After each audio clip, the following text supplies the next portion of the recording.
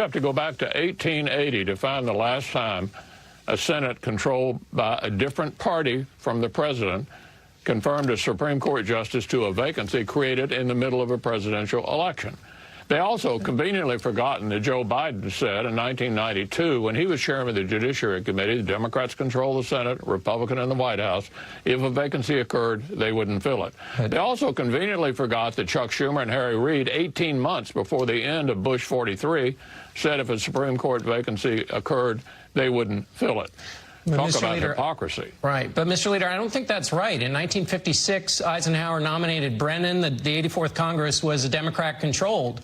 And also on the Biden rule, Joe Biden was talking in the abstract. There was no nominee. No nominee was blocked. And he said to not have the nomination come up before the election, but that it could come up after the election. And so what Democrats say when they hear you doing this is they say he's creating new rules to essentially do what he wants to do. And as you've written in your book, The Long Game, when you do that, it actually hurts democracy.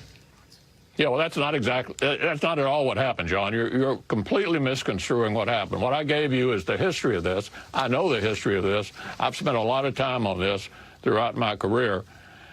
What I did was entirely consistent with what the history of the Senate's been in that situation going back to 1880.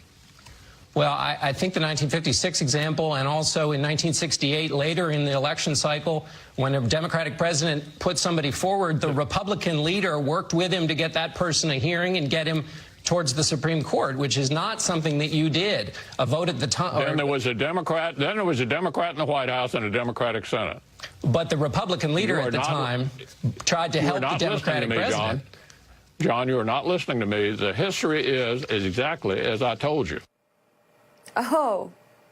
Really? It's like a used car salesman. The history is what I told you. This car only has 3 tires on it. No, it's got 4 tires on it. You're not listening to me. It's got 4 tires. That was, well, first of all, good job by John Dickerson. It's amazing. And now they're moving the goalposts to